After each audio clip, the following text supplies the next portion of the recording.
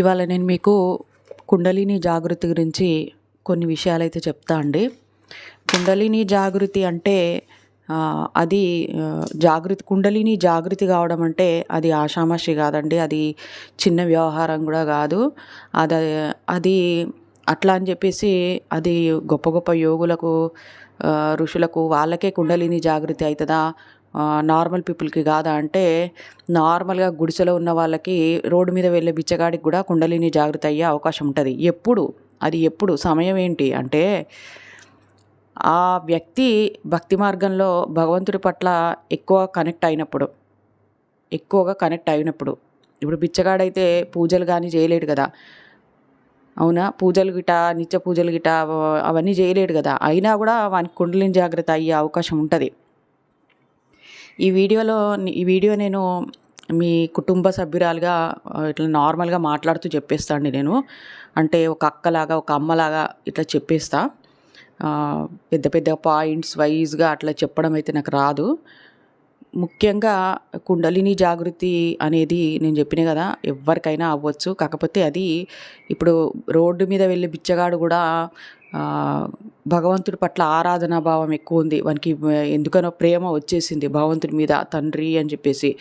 వాడు చాలా బిచ్చగాడు కూడా అధిక మొత్తంలో ప్రేమిస్తున్నాడు భగవంతుడిని. అంటే ప్రేమ అంటే ఎట్లా అంటే, ఫర్ ఎగ్జాంపుల్ ఒక కన్న తల్లి కన్న పిల్లల మీద ఎంత ప్రేమ ఉంటుంది, కన్న పిల్లల మీద అంత ప్రేమ అనమాట. అదే స్వచ్ఛమైన ప్రేమ కదా. కానీ ఇప్పుడు కలియుగంలో అది కూడా కలుషితం అయిపోయింది, కానీ అది వేరే విషయం. కానీ స్వచ్ఛమైన ప్రేమ కన్న తల్లి కన్న పిల్లల మీద ఎట్లుంటుందో, పిల్లల మీద అంతటి ప్రేమ భగవంతుడి మీదకి, అంతటి ప్రేమ అనేది వచ్చినప్పుడు భగవంతుడి గురించి ఎల్లప్పుడూ భగవంతుడి గురించి ఆలోచిస్తూ ఉన్నప్పుడు ఒక భగవన్నామ స్మరణ చేయాలని కూడా బిచ్చగాడికి తెలియదు అనుకుందాం. తెలియకపోయినా భగవంతుడి గురించే ఆలోచిస్తున్నాడు, భగవంతుడినే ఊహించుకుంటున్నాడు. భగవంతుడిని ఊహించుకొని కళ్ళెంబట అశ్రుధారాలు కడుతున్నాయి ఆ వ్యక్తికి. భగవంతుడిని ఊహించుకున్నప్పుడు భగవంతుడికి మనకు కనెక్షన్ అనేది ఏర్పడుతుంది. అట్లా కూడా ఏర్పడుతుంది.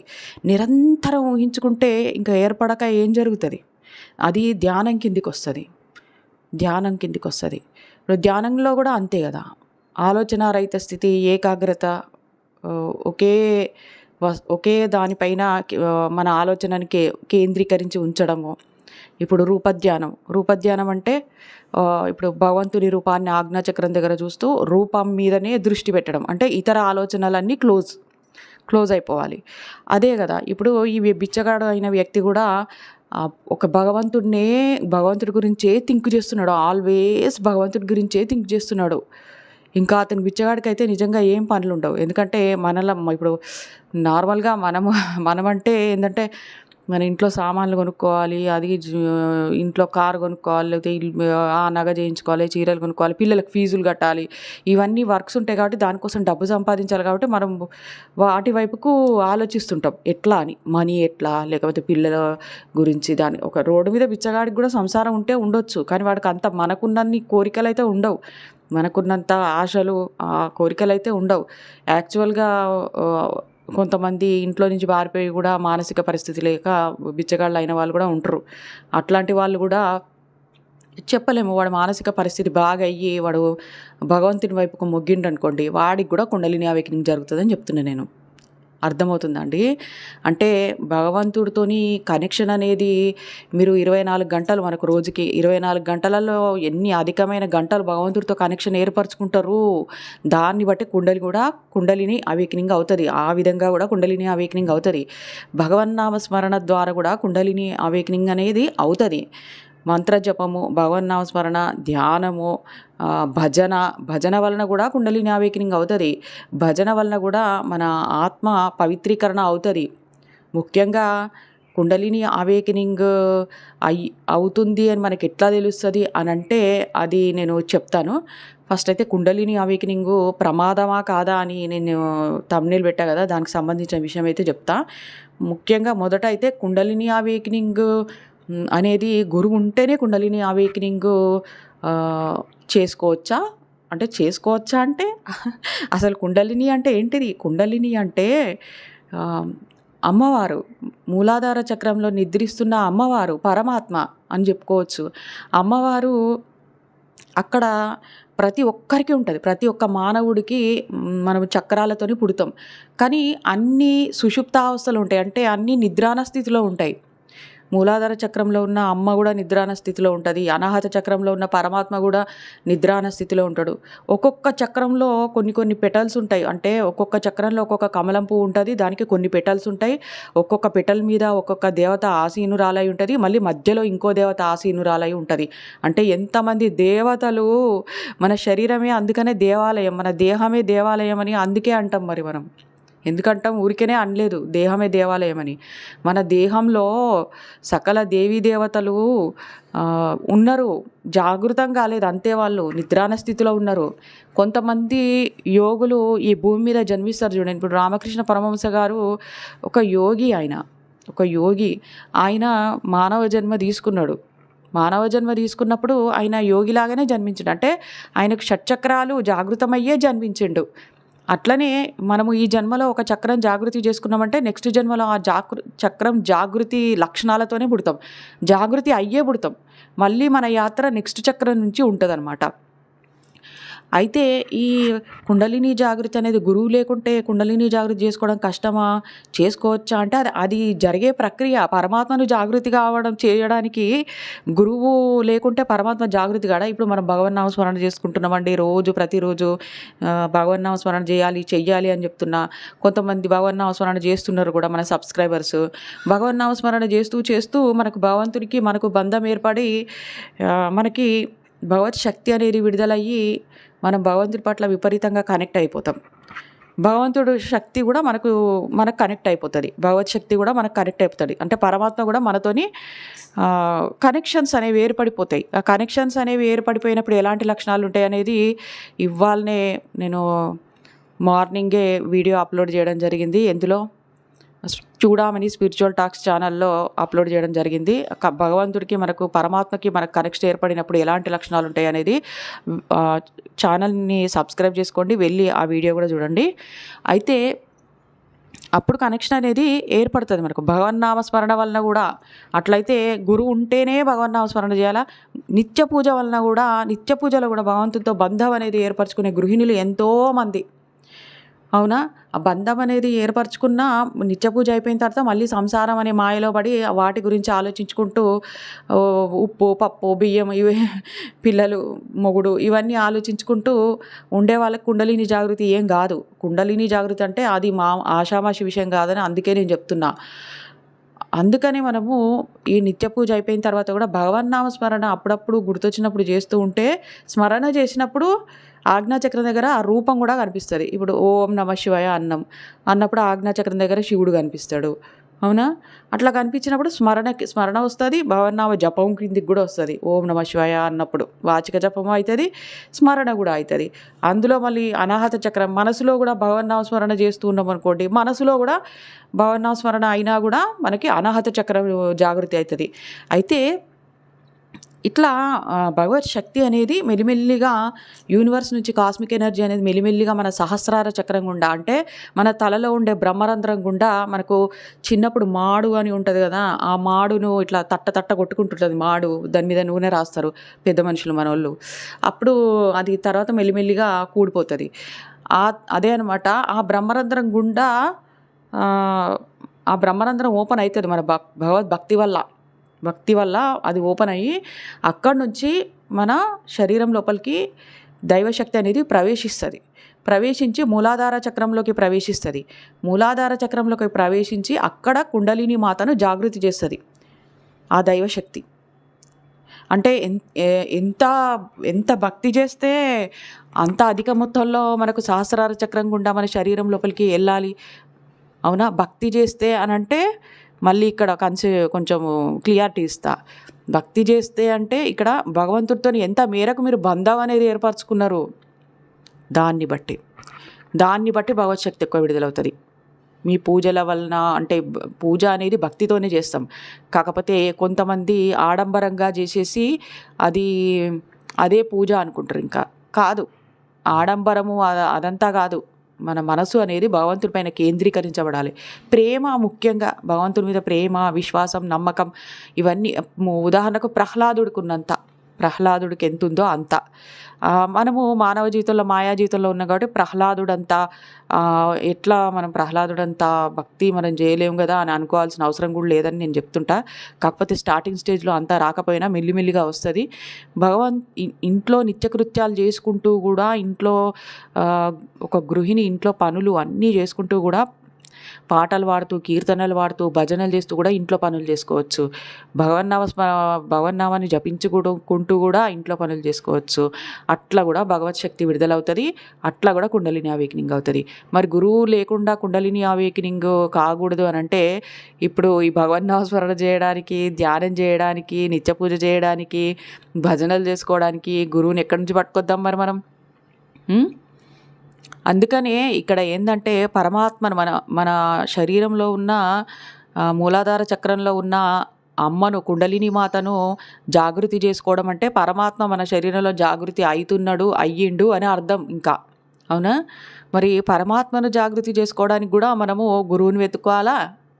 చెప్పండి. మన శరీరంలో ఉన్న పరమాత్మను జాగృతి చేసుకోవడం కూడా మన తప్ప కాదు కదా. అది మనకు తెలియకుండా జరిగిపోయే చర్య అది. అవునా? అది తెలియకుండా జరిగిపోయే చర్య. మనము కుండలిని అవేకనింగ్ గురించి కూడా మనము ధ్యాస పెట్టకపోయినా, అదేంటో తెలియకపోయినా అది జాగృతి అయ్యే తీరుతుంది. నేను లలితా సహస్రనామాల బుక్ పట్టుకొని నేను భక్తి మార్గంలోకి వచ్చిన కదా, అప్పుడు నా కుండలిని జాగృతి అంటే ఏం తెలుసు అసలు అది వాడే వినలేదు నేను. మరి అయ్యింది కదా, కుండలిని జాగృతి అయ్యింది. అదేంటిది కుండలిని జాగృతి అనేది అమ్మ నాకు 7 నెలలు 6 నెలల లోపలనే తెలియజేసింది. నాకు ఇది కుండలిని జాగృతి అంటారు దీన్ని అని లలితాదేవి తెలియజేసింది. మరి నేనేమన్నా నాకు తెలిసి నేను కుండలిని జాగృతి నేను చేసుకున్నానా? కాదు కదా. అది ఒక స్తోత్రాన్ని ఒక గృహిణి సంవత్సరాల తరబడి ఒకే స్తోత్రాన్ని చదువుతూ ఉంటే కూడా కుండలిని జాగృతి అవుతుంది. ఒక 41 రోజులు నియమ నిబంధనలతో బ్రహ్మచర్యం పాటించి హనుమాన్ చాలీసా పారాయణం రోజుకు 11 సార్లు చేస్తే కూడా కుండలిని అవేకనింగ్ స్టార్ట్ అయిపోతుంది. అయితే కుండలిని అవేకనింగ్ స్టార్ట్ అయిపోతుంది, కానీ దాన్ని మనం నిలబెట్టుకోగలమా అన్నది అక్కడనే ఉంటుంది అన్నమాట అసలైన ఆట. ఇది నేను ఇప్పుడు వీడియోలోకి వస్తున్నా. ముఖ్యంగా థంబ్నెయిల్కి సంబంధించి వీడియో లాస్ట్ వరకు వినండి. వీడియో లాంగ్ లెంగ్త్ అయినా పర్వాలేదు, కొంచెము అప్పుడప్పుడైనా వినండి. అప్పుడప్పుడు మీకు టైం ఉన్నప్పుడల్లా కొంచెం అయినా వినండి. అయితే ఇలా మరి కుండలిని జాగృతి మనకు తెలిసినా తెలియకపోయినా అది అవ్వడం అయితే జరుగుతుంది అన్నమాట. కాబట్టి గురువు ఉండాలి, గురువు లేకపోతే మనం భక్తి చేయొద్దు అంటే అది తప్పు కదా. మనం ప్రతి ఒక్కరికి ఒక గురువు ఉండాలంటే ఈ ప్రపంచంలో ఒక ఊరిలో సగం మంది గురువులే ఉంటారు కదా. కాబట్టి అది తప్పు అభిప్రాయం అనమాట. మీరు భక్తి మార్గము అవన్నీ చేయొచ్చు. అన్నీ కుండలిని అవేకనింగ్ అయినప్పుడు ఎలాంటి లక్షణాలు ఉంటాయి, ఇప్పుడు సెల్ ఫోన్ మూలంగా కుండలిని అవేకనింగ్ అయితే ఎలాంటి లక్షణాలు ఉంటాయి, కుండలిని అవేకనింగ్ అవ్వడానికి ఏం చేయాలి, మరి ప్రమాదకరం ఏంటిది అనే వీడియో దాంట్లోకి వచ్చేసేద్దాం మనం. ప్రమాదకరం అని అంటే ఎక్కడ ప్రమాదకరం అవుతుందో నేను చెప్తా. ఇప్పుడు కుండలిని అవేకనింగ్ అమ్మ జాగృతి కాగానే మూలాధార చక్రంలో అమ్మ నిద్రిస్తున్న అమ్మ జాగృతి అవ్వగానే ఆమె క్లెన్జింగ్ ప్రాసెస్ అనేది స్టార్ట్ చేసేస్తుంది. అంతేకాదు ఆ భగవత్ శక్తి అనేది మన శరీరం లోపలికి పోయి మూలాధార చక్రం అనే కాదు, నాడులు, గ్రంథులు అంటే ఎక్కడ చేతులు, కాళ్ళు ఎక్కడైనా కూడా అనమాట. నాడులు, గ్రంథులు అని చెప్తున్నా కదా, వీటిలల్లో కూడా ఏమైనా బ్లాకేజెస్ ఉంటే వాటిని కూడా నివారణ చేస్తూ ఉంటుంది అనమాట. అంటే బ్లాకేజెస్ని క్లియర్ చేస్తూ ఉంటుంది. ఏంటిది అది? భగవత్ శక్తి, కాస్మిక్ పవరు. అదే ధ్యానం ద్వారా విడుదలయ్యేది, భక్తి ద్వారా విడుదలయ్యేది ఆ కాస్మిక్ పవరు. అది మన శరీరం లోపల క్లెన్జింగ్ చేస్తూ ఉంటుంది అనమాట. అయితే ఈ షట్చక్రాలను కూడా క్లెన్జింగ్ చేస్తుంది. అది చెప్పినంత తేలిక కాదు, తొందరగా కూడా ఏం కాదు. ప్రాసెస్ అనేది చాలా సంవత్సరాలు కూడా పట్టవచ్చు. అయితే అందుకనే గురువు అనేవాడు ఉంటే తొందరగా తీసుకెళ్లే అవకాశం ఉంటుంది. కానీ అందరి జీవితాలకు గురువు ఉండడు కదా. కాకపోతే భగవంతుడినే గురువు అనుకొని చెప్పేసి మనము ముందుకు వెళ్ళడం ఈజీ అనమాట. ముందుగా నేను చెప్పేది ఏంటంటే కుండలిని గురించి ఆలోచించాల్సిన అవసరమే లేదు. నేను ఈ వీడియో చేస్తున్నా కానీ దీని గురించి అవగాహన కల్పించడానికి, అసలు కుండలిని గురించి ఆలోచించాల్సిన అవసరమే లేదు. నిజానికి భక్తులు ఎలా ఉండాలి అని నేను వీడియోస్ చేస్తుంటే చూడండి, భక్తులు ఏ ఆహారం తీసుకోవాలి, భగవద్గీతలో కూడా చెప్పబడింది భక్తులు ఎలాంటి ఆహారం తీసుకోవాలి, అసలు మనుషులు ఎలాంటి ఆహారం తీసుకోవాలి అనేది. అయితే భక్తులు ఆహారం అనేది ఎందుకు వస్తుంది అక్కడ అనంటే, భక్తులకి శరీరంలో భగవత్ ఎనర్జీ వెళ్ళినప్పుడు శరీరంలో మార్పులు కొన్ని జరుగుతాయి. మార్పులు చేర్పులు, హీట్ ఇంక్రీజ్ కావడము, మణిపూర చక్రం యాక్టివేషన్ అయినప్పుడు డైజెస్టివ్ ఇష్యూస్ రావడము, ఇవన్నీ కూడా కొన్ని చిన్న చిన్న స్మాల్ ప్రాబ్లమ్స్ వస్తాయి. అవి కూడా మన వల్లనే వస్తాయి. ఏంటంటే మనకు చెప్తుంటాడు అనమాట పరమాత్మ, నీ ఆహారాన్ని మార్చు అని.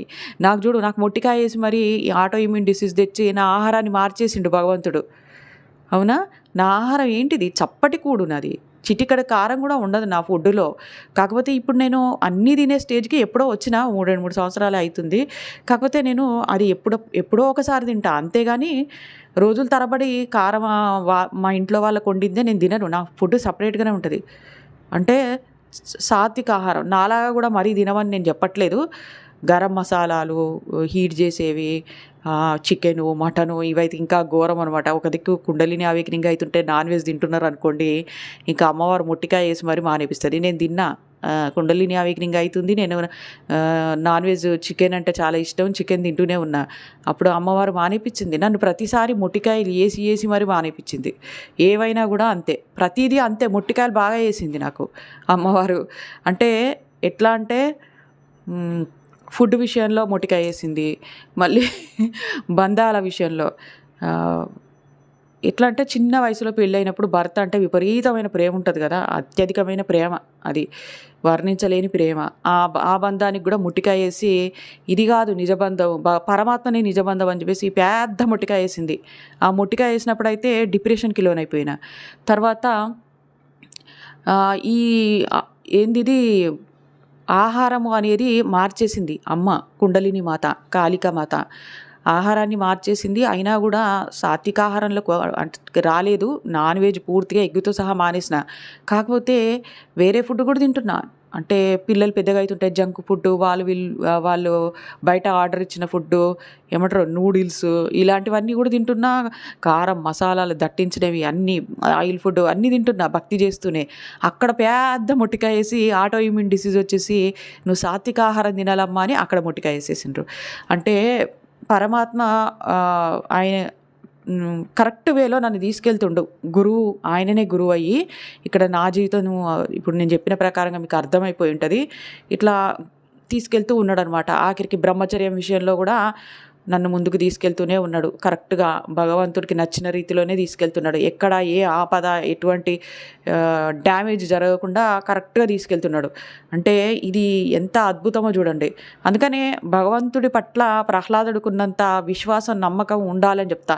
నేను ప్రహ్లాదుడంత గొప్పదాన్ని గాను అని చెప్పేసి నేను ఎందుకు చెప్తా, నేను చెప్పను. నేను ప్రహ్లాదుడంత గొప్పదాన్నే అని నేను చెప్తా. ఎందుకంటే నాకు ఉంది విశ్వాసం, నమ్మకం అన్నీ ఉన్నాయి. ఒక్కసారి కూడా ఎంత భయంకరమైన పరిస్థితులు, ఎన్నిసార్లు మొట్టికాయలు వేసినా కూడా మళ్ళీ భగవంతుడు తండ్రి అనుకుంటూ భగవంతుడినే శరణాగతి కావడం, భగవంతుడినే ఇష్టపడడం, ఇలాంటివి ఇట్లనే జరిగింది. కానీ ఎప్పుడు ఆయనను నేను అమ్మో ఏంది ఇంతరా నరకయాతనకు గురి చేస్తున్నావు, అసలుకి సుఖం సంతోషమే లేదా అని చెప్పేసి నేను ఎప్పుడు కూడా భగవంతుడిని నేను ఇది చేయలేదనమాట. భగవంతుడిని నిందించలేదు. కనీసం భగవంతుడికి పట్ల కోపంగా కూడా చూడలేదు. నా చూపులో కూడా తేడా రాలేదు.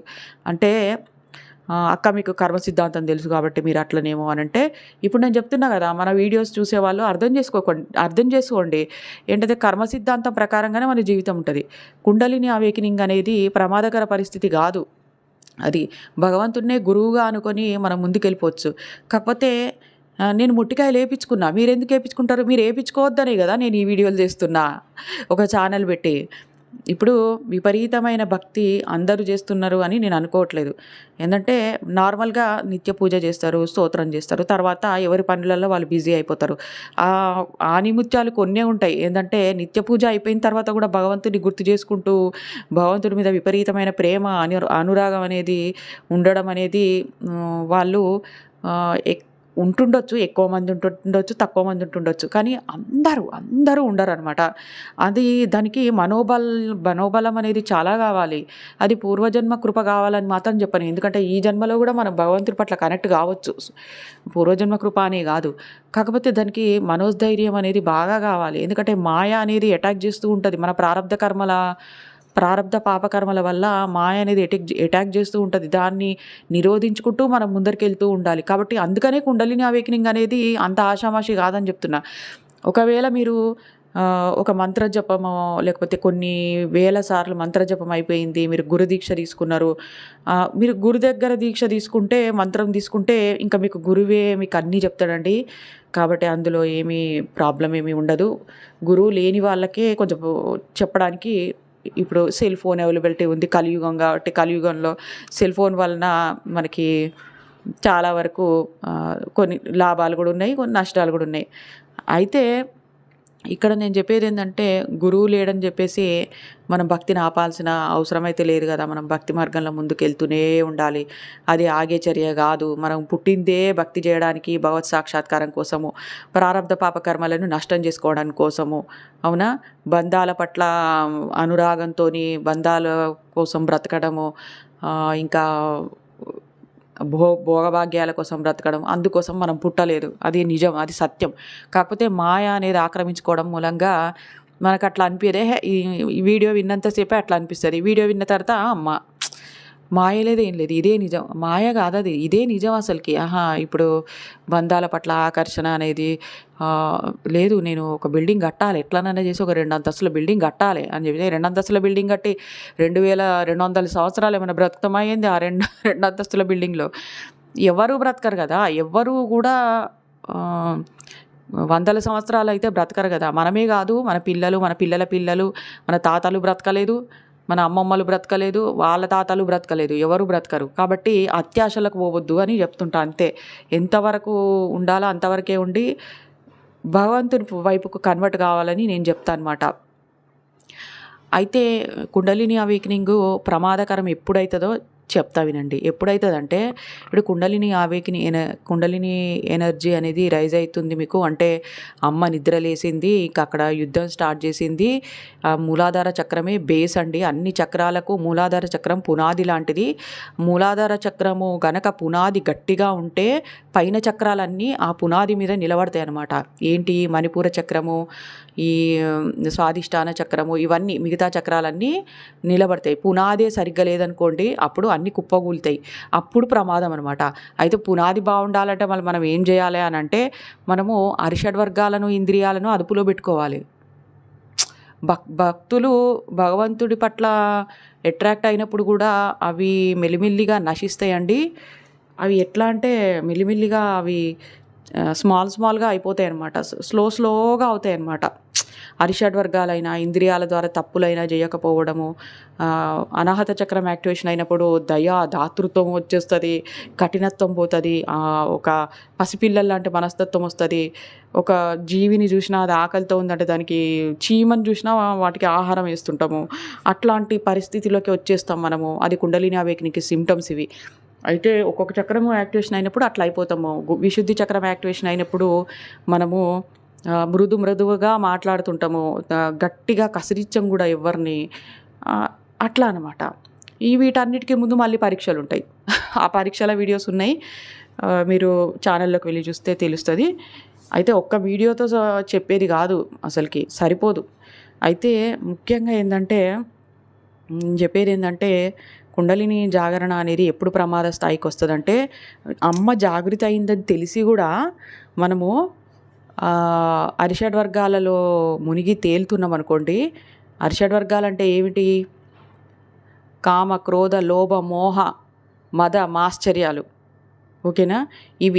వీటిలల్లో ఓలలాడుతున్నాం అనుకోండి, అమ్మ జాగృతి అయింది. ఒకవైపు కొంతమంది సరే కుండలిని అవేకనింగ్ గురించి పక్క పెట్టినా భక్తి చేస్తుంటారు, మంత్రజపం చేస్తుంటారు, మళ్ళీ అరిషడ్ వర్గాలకు లోబడిపోతుంటారు, ఇంద్రియాల ద్వారా తప్పులు చేస్తుంటారు కదా.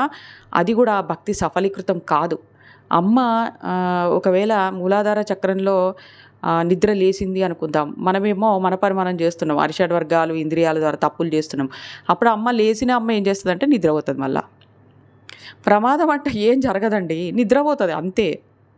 ఇక తర్వాత అమ్మ సరే ఆ కుండలిని అవేకనింగ్ అయింది, నేను ఆహారం మారుస్తా, నేను యోగా చేస్తా, మంచిగా నేను శరీరాన్ని దృఢంగా ఉంచుకుంటా. శరీరం అనేది కుండలిని ఎనర్జీని తట్టుకోవాలంటే, కుండలిని ఎనర్జీని శరీరం తట్టుకోవాలంటే శరీరం దృఢంగా ఉండాలి. అందుకని చిన్న వయసులోనే భక్తి చెయ్యి అంటే అట్లా చెప్తారనమాట. కొన్ని శాస్త్రాలు ఎట్లుంటాయంటే సైంటిఫిక్గా రిలేటెడే ఉంటాయి, కానీ మనకు అట్లా చెప్తుంటారు, ఇట్లా చేయాలమ్మా అట్లా చేయాలమ్మా అని చెప్తుంటారు కదా కొన్ని శాస్త్రాలు. అట్లా చిన్నప్పుడే భక్తి చేయండి అమ్మా అని, చిన్నప్పటి నుంచే భక్తి చేయండి అని అంటారు. ఎందుకు అనుకున్నారు? వీడు భక్తులుగా మారి భక్తులు విపరీత భక్తికి వెళ్ళినప్పుడు, కుండలిని అవేకనింగ్ అయినప్పుడు ఆ శరీరం దృఢంగా ఉండాలి కదా. ముసలోళ్ళం అయినాక భక్తి చేసినప్పుడు, కుండలిని రైజ్ అయినప్పుడు ఆ ముసలి వాళ్ళు అయినాక శరీరం తట్టుకోగలదా? ఎందుకంటే స్ట్రాంగ్గా ఉండాలి. మీరు యోగులను ఋషులను చూసినట్టయితే అడవులలో సాత్విక ఆహారం, పండ్లు ఫలాలు ఆకులు అవి తినకుండా వాళ్ళు యోగా కూడా చేస్తారు. భయంకరమైన ఆసనాలు వేస్తుంటారు. అంటే మనకు ఇట్లా మామూలుగా ఆసనాలు ఉండవు, అవి ఆసనాలు ప్రాణాయామాలు చేస్తుంటారు. ఎందుకు? శరీరం అనేది ఆరోగ్యంగా ఉండి దృఢంగా ఉంటేనే కుండలిని ఎనర్జీని మనం తట్టుకోగలం, లేకపోతే తట్టుకోలేము. మాకు ప్రతి నెల రామకృష్ణ ప్రభ అని ఒక బుక్ వస్తుంది నాకు, చదువుతా. కానీ నాకు ఇష్టం కాబట్టి కొన్ని సంవత్సరాలుగా నేను 5 సంవత్సరాలకు ఒకటేసారి కట్టేస్తాను అనమాట చందా. అట్లా అనమాట. మా అమ్మ వాళ్ళ ఇంటి దగ్గరనే దోమలగూడలో రామకృష్ణ మఠం ఉంటుంది కదా, అక్కడికి వెళ్ళి కట్టేస్తుంటా. కాకపోతే ఆన్లైన్లో కూడా కట్టుకోవచ్చు. అది ఎంత ఉండదు, 25 రూపీసే. ఇప్పుడు 30 అయింది అనుకుంటా. ఆ రామకృష్ణ ప్రభ వస్తుందన్నమాట. దాంట్లో శివానంద సరస్వతి అని చెప్పేసి ఒక యోగి అనమాట. ఆయన చాలా ముసలైన అయిపోయిండు. ఆయన చిన్న వయసు అప్పటి నుంచే యోగి. ముసలాయన అయిపోయిన తర్వాత కూడా ఆయన భక్తి విషయాలు ఏమైనా, ఇప్పుడు భక్తులు వచ్చి ఏమైనా భక్తి విషయాలు ఏమైనా అడిగినప్పుడు చెప్తుంటే ఆయన కుండలిని అనేది ఎనర్జీ అనేది వెన్నుపూస మీద నుంచి పైకి, అంటే ఆల్రెడీ ఆయన కుండలిని అవేకనింగ్ అయిపోయింది, కానీ తట్టుకోలేకపోతుంటాడనమాట. ఆయన ఆ ఎనర్జీని తట్టుకోలేకపోతుంది. చాలా ముసలాయన అయిపోయిందండి, 60 ఇయర్స్, 96, 100కి దగ్గరకున్నాడు అనమాట. 100కి దగ్గరకున్నాడు ఆయన. అవును. అయితే మంచంలో పడుకుని ఉన్నప్పుడు ఇక శిష్యులు ఉంటారు కదా పక్కకి, వెన్నుపూస మీద ఇలా మర్దన చేయమంటాడు ఆయన. మర్దన రైజ్ అవుతుంది, నేను భక్తి విషయాలు కొద్దిసేపు ఆపుతా అంటాడనమాట. ఎందుకంటే ఇప్పుడు నేను చాలాసార్లు చెప్పిన మన వీడియోలో, నేను దుర్గమ్మ గురించి కానీ భక్తి విషయాలు కానీ వీడియోకి మనం వాయిస్ ఓవర్ ఇస్తున్నప్పుడు నా పరిస్థితి ఎట్లుంటుందంటే ఒక్కొక్కసారి నా కళ్ళు తిరిగినట్లు అయిపోతుంది. నిజం, కళ్ళల్లో నుంచి నీళ్ళు వచ్చేస్తుంటాయి. మీరు గమనిస్తే ప్రతి ఒక్క వీడియో చూసే సబ్స్క్రైబర్స్కి అర్థమవుతుంది. నేను ఒక్కొక్క వీడియోలో నా కళ్ళల్లో నీళ్ళు వస్తున్నాయని కూడా చెప్తా. ఏడుస్తా కూడా, కానీ ఏడుస్తున్నా అని చెప్పను, కళ్ళల్లో నీళ్ళు వస్తున్నాయని చెప్తా.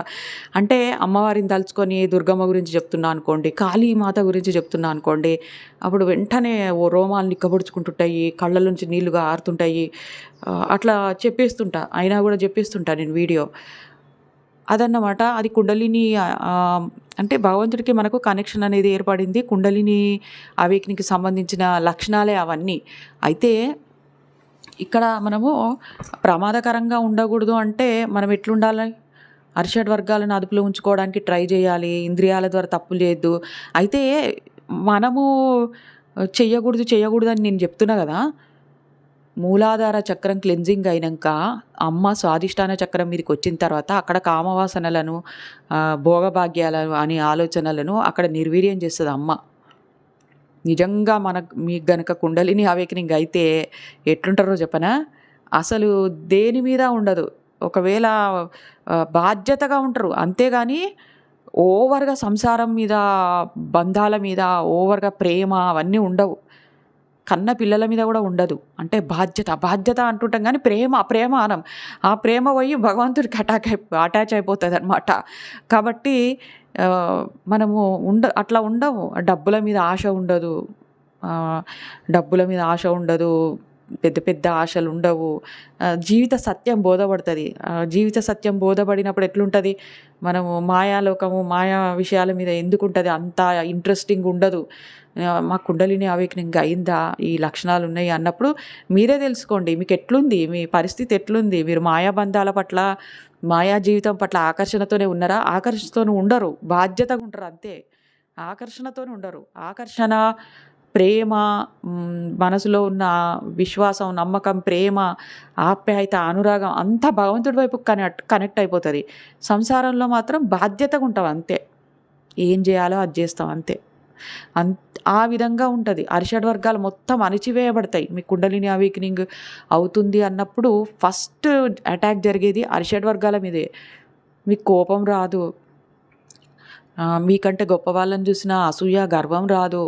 మిమ్మల్ని నిందించే వాళ్ళని కూడా చల్లగా ఉండు అని నవ్వుకుంటుంటారు. లేకపోతే పర్వాలేదమ్మా నువ్వు బావుండు అని చెప్పేసి ఆశీర్వదించే స్థాయి అది అతి గొప్ప స్థాయి. ఆ స్థాయికి వస్తాము. మదము, మాశ్చర్యం ఉండదు. కామం ఉండదు. భార్యాభర్తలు పవిత్ర బంధం గదా! భార్యాభర్తలైనా గూడా అమావాస్యకి, పున్నానికి అన్నట్టు ఉంటరు. కామం అది గూడా. కాబట్టి అక్కడ గూడా తగ్గించి వేయబడతది. అక్కడ గూడా తగ్గించి వేయబడలేదా? మీరు భర్త ఎప్పుడొస్తాడా? భార్య భర్త ఎప్పుడొస్తాడా డ్యూటీ నుంచి అని ఎదురు చూస్తూ మల్లెపూలు పెట్టుకొని, చీర కట్టుకొని ఎదురు చూస్తూ ఉన్నారు. మా కుండలిని అవేకెనింగ్ అయ్యిందా అనంటే నో. నో అనే జెప్తా నేను.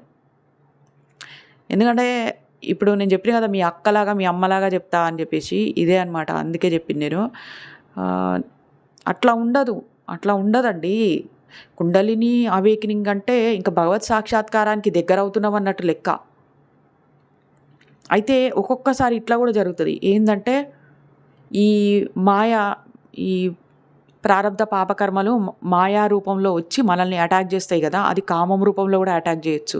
అరే కుండలిని అవేకెనింగ్ అయినంక కూడా మనకి కామభావనలు స్వాధిష్టాన చక్రం మీద అమ్మ కామానికి సంబంధించిన వాటిని నిర్వీర్యం చేస్తున్నప్పుడు అవి టచ్ చేసి వెళ్తాయి కాబట్టి కామవాసనలు అనేవి ఇంకా ఎక్కువ కూడా కావచ్చు. కానీ స్వాధిష్టాన చక్రం మొత్తం క్లీనింగ్ అయిపోయి దాటి మణిపుర చక్రం మీదకెళ్ళినాక మాత్రం కామవాసనలు రావు.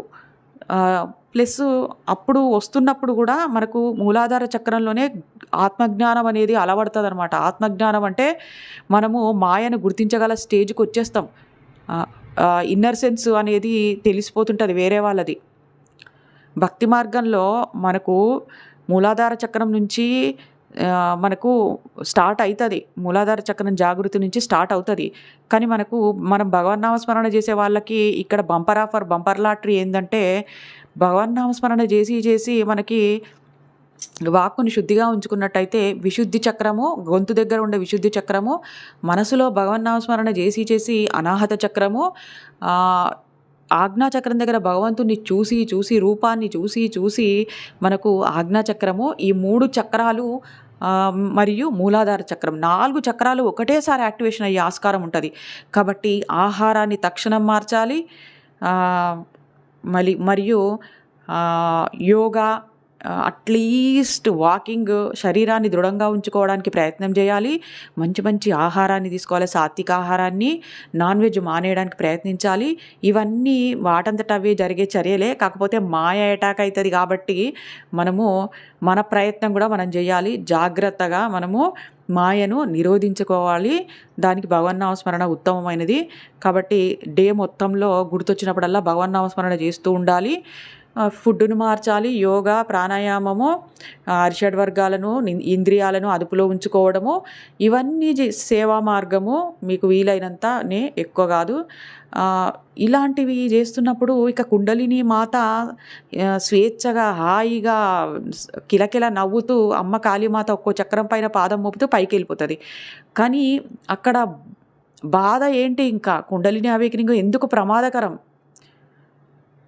చెప్పండి? ప్రమాదకరం ఎప్పుడు జరుగుతుందంటే కుండలిని అవేకెనింగ్ అయ్యింది అని తెలిసి కూడా మనము తెలిసినా తెలియకపోయినా భక్తులు అనేవాళ్ళు ఈ అరిషడ్ వర్గాలకు, మాయకు లోబడిపోయి వశమైపోయి తప్పులు అవన్నీ చేస్తున్నప్పుడు అమ్మ ఏం ప్రమాదం అయితే ఏమీ చేయదు. మళ్ళీ కిందికి దిగిపోతుంది అమ్మ. కిందికి దిగిపోయి మళ్ళీ మూలాధార చక్రంలో కూర్చుంటుంది. ఏకంగా నిద్రపోయే అవకాశం కూడా ఉంటుంది ఇంకా మనం అరిషడ్ వర్గాలలో మునిగి తేలితే. కాబట్టి అది జరుగుతుంది. అది జరిగినప్పుడు మన జీవిత గమ్యమే నిరర్ధకరమైపోతుంది కదా! అంతకంటే ఇంకా జరగాల్సింది ఏముంది? ప్రమాదం కాదు, అది అత్యంత ప్రమాదం అని చెప్పుకోవచ్చు. అంటే మన ఆరోగ్యపరంగా మనకు ఏమైనా జరిగి మనకేమైనా అపాయం వస్తుందా అంటే అట్లా కాదు. అది జరగదు. జీవిత పరమార్థాన్ని కోల్పోయి మళ్ళీ పశువుల్లాగా అయిపోతామనమాట. ఇక్కడ ఎందుకు అంటున్నా అంటే పశువుల్లాగాని మూలాధార చక్రంలో అమ్మ నిద్రిస్తూ ఉంటే కుండలిని అవేకనింగ్ అనేది స్టాప్ అయిపోతే మళ్ళీ పశుతుల్యమైన జన్మ. అంటే ఎట్లా అంటే పశువులు ఏం చేస్తాయి, తింటాయి, అన్నాన్ని అదేంటిది ఆహారాన్ని వేటాడతాయి, తింటాయి, సంభోగం జరుపుతాయి, పిల్లల్ని కంటాయి, మళ్ళీ పిల్లల్ని కొంచెం పెంచుతాయి, పెంచి వాటిని వదిలేసి మళ్ళీ సంభోగం జరిగితే మళ్ళీ పిల్లల్ని కంటనే ఉంటాయి పశువులు. అయితే అంతేకాకుండా తినడానికి చూస్తుంటాయి, ఎక్కడ తిండి దొరుకుతుందని వేటాడి తింటాయి. అది పశువులు చేసేదే మనం చేస్తాం అనమాట. కాకపోతే మనం జ్ఞానవంతంగా ఉంటాము. మనం జ్ఞానం అంటే ఆ పిచ్చి జ్ఞానం అంటే ఏంటంటే మాయాలోకమే నిజం అనుకొని చెప్పేసి మనం ఏదో ఇక్కడ 1000-2000 సంవత్సరాలు పాతుకుపోయి ఉండేటట్టు ఇక బిల్డింగ్లు కట్టుకోవాలి భోగభాగ్యాల కోసము, ఎంజాయ్మెంట్ కోసము, లేకపోతే ఇంకా కామభావనలు ఎక్కువైపోతాయి. మళ్ళీ బంధాల పట్ల ఆకర్షితం అవుతాము ఒక్కొక్కసారి. లేకపోతే ఇంకా ఇప్పుడు చూడండి విశ్వామిత్ర మహర్షి ఏమైండు, మేనకతోని ఎట్లయిపోయిండు, మేనక వచ్చి పైనుంచి మేనక వచ్చి ఆయన తపస్సును భంగం చేస్తుంది కదా. అట్లాంటి చర్యలే జరగవచ్చు. ఇంకా ఏమేమి జరుగుతాయో ఇంకా మరి అన్నీ పిచ్చివే జరుగుతాయి. ఇంకా పిచ్చివి కూడా నేను చెప్పలేను కానీ ఇక అట్లా ఒక పశుతుల్యమైన జన్మ కిందికి మళ్ళీ కన్వర్ట్ అయిపోతాం. కాబట్టి నేను చెప్పేది ఏంటంటే భక్తి అనేది చేయడం మొదలుపెట్టినప్పుడే, స్టార్ట్ చేసినప్పుడే ఇక మీరు ముందుకు దుంకండి. దేనికి? అరిషడ్వర్గాలను అదుపులో పెట్టుకోవడానికి, ఇంద్రియాల ద్వారా తప్పు చేయకుండా ఉండడానికి, శరీరాన్ని దృఢంగా ఉంచుకోవడానికి, ఆహారాన్ని మార్చడానికి. అర్థమైందా? మీరు కనుక భక్తి మార్గంలో కుండలిని అవేకనింగ్ కోసం మీరు ఏమైనా ప్రయత్నిస్తున్నారా? ప్రయత్నిస్తే ఈ పని చేసేయండి మీరు. ఏంటి ఇప్పుడు నేను చెప్పిన యోగా, ప్రాణాయామము, సాత్విక ఆహారాన్ని తీసుకోవడము, శరీరాన్ని దృఢంగా ఉంచుకోవడం కోసము మీరు జిమ్ కూడా చేయొచ్చు. చెమట పట్టించాలి, శరీరం దృఢంగా కావాలి, ఆ విధంగా అన్నమాట. ఆ తర్వాత మీరు ఇక ఒక యోగిలాగా ప్రవర్తించడం అంటే అరిషడ్ వర్గాలను, ఇంద్రియాలను అరచేతిలో బంధించడము, ఇవన్నీ చేయగలగాలి. అప్పుడు కుండలిని అవేకనింగ్ ఏ ప్రమాదము చేయదు. కుండలిని అవేకనింగ్ ప్రమాదమే కాదు. అర్థమైందా? మణిపూర చక్రం మీదకి అమ్మ వచ్చినప్పుడు మనం సాత్వికాహారంలోకి వచ్చేసేయాలి. అసలుకి అమ్మ ఇంకా మూలాధార చక్రంలో ఉన్నప్పుడే సాత్వికాహారంలోకి వచ్చేసేయాలి. అప్పుడు మణిపూర చక్రం మీదకి వచ్చినప్పుడు అమ్మ మనకు డైజెస్టివ్ ఇష్యూస్ రావు. ఎందుకంటే మనం తీసుకునేది ఏమో ఆహారం, మనము తీసుకునేది తేలిగ్గా అరిగే ఆహారం తీసుకోవాలి. ఒక పూట పండ్లు తినాలి, అవునా? 2 పూటలు అన్నం కూరలు తిన్నా కూడా నూనె తక్కువ, మంచిగా కారం తక్కువ, అట్లా తినాలి. మంచి ఆహారం తినాలి. మంచి ఆహారం, సాత్విక ఆహారం, గరం మసాలా దట్టించి కారం అలాంటి ఆహారం కాదు. అంటే అందరు భక్తులు అని చెప్పట్లే. ఇప్పుడు నేను కుండలిని అవేకనింగ్కి సంబంధించిన వీడియో. మీరు కుండలిని అవేకనింగ్ అనే అనుమానం ఉంది, మీరు కుండలిని అవేకనింగ్ ప్రయత్నిస్తున్నారు, మీరు గురుదీక్ష తీసుకున్నారు అంటే కుండలిని అవేకనింగ్ కంపల్సరీ అవుతుంది. భగవన్నామస్మరణ మీరు నిత్యం చేస్తున్నారు, నిత్య పూజలో స్తోత్రం చేస్తున్నారు, భగవంతుని వైపుకు కనెక్ట్ అయిపోయినారు అందుకనే భక్తులు అనేవాళ్ళు ఇప్పుడు నేను చెప్పినవన్నీ చేయడానికి ప్రయత్నించండి. ఇక నెక్స్ట్ వీడియోలో మళ్ళీ మనం కలుసుకుందాం. ఓం నమో నారాయణాయ.